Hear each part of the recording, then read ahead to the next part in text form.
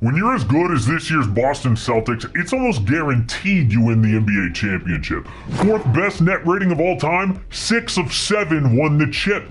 Fifth best scoring differential, everybody else won. And the C's don't just beat teams, they beat them down. Oh, they embarrassed the Warriors by 50 points the other day. Yeah, they've done that 3 times this year. Stephen Curry said it best. They've elevated their game. They're hitting 10 threes in the first quarter. Like, that's what we used to do to teams. Oh, that is a huge compliment. But there's one big difference. Back when the Warriors were rolling, it felt inevitable they would win the chip.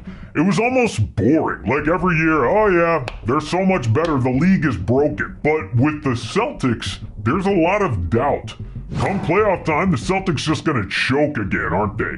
Folks keep hyping the Celtics up like they don't disappoint in the playoffs every year. Why all this doubt? Because with how good this team is, they would become one of the biggest disappointments ever. And the only thing that could take them down is the one problem they've always had. Now, the front office did everything they could to fix problems this offseason. Got Kristaps Porzingis in a trade that involved Marcus Smart to Memphis and smaller pieces to the Wizards. He had a breakout season in DC last year, but is even better now. A big reason, maturity. KP doesn't care if he's the number 1 or 2 option like with Luka. He just wants to win. Then they got Drew Holiday for Malcolm Brogdon, Robert Williams, and 2 first-round picks. Before that, Derek White came in a trade from San Antonio for basically 1 first-round pick. The greatest role-player deal in recent history. Now, their offense can beat you in so many ways. Hit a ton of threes? Yes. Threes not falling? No problem. But for a team that will make history with the number 1 offense of all time, defense is their actual identity. They go 5 deep with elite defenders. But you know what's crazy?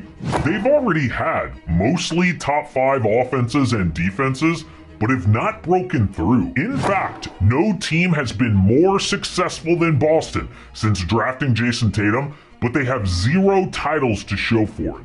Why? Well, in 2018, they added Kyrie Irving and Gordon Hayward with expectations of a deep playoff run. Hayward had a horrible injury out the gate, and Kyrie was out with knee problems, but young Tatum and Brown led them to Game 6 of the Eastern Conference Finals, losing to prime LeBron. That's insane for 2 young guys to do, so everyone predicted big things in their future.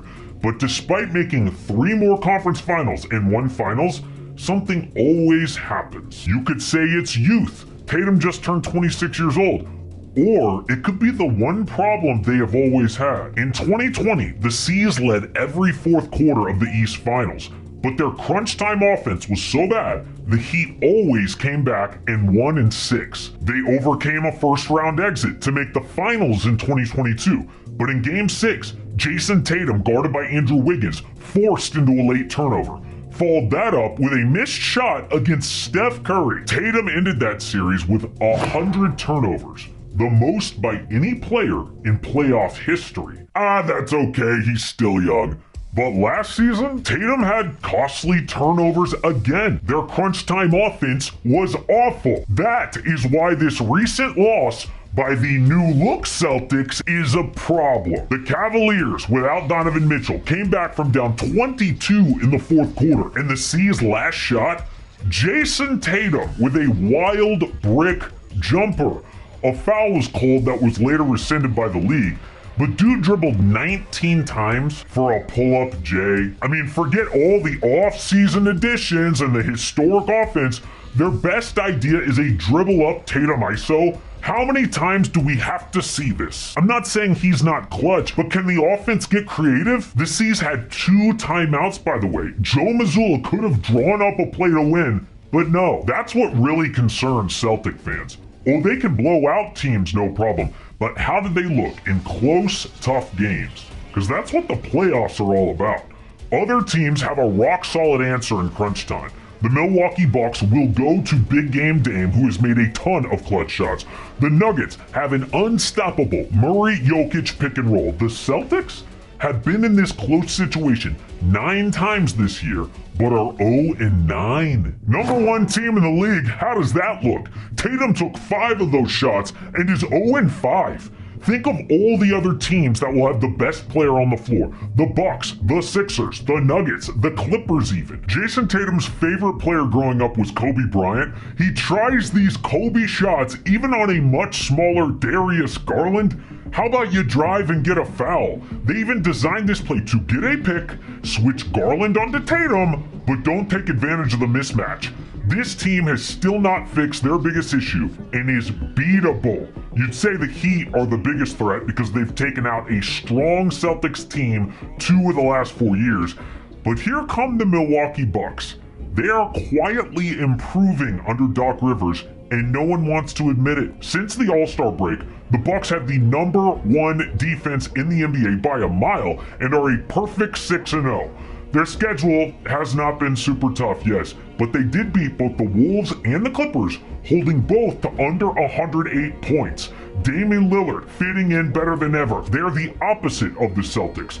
Questions in the regular season, but both should be judged by the playoffs only. The one issue for Milwaukee is Chris Middleton's health. He was amazing in their 2021 title run, but has never been fully right since injuring his knee the next year.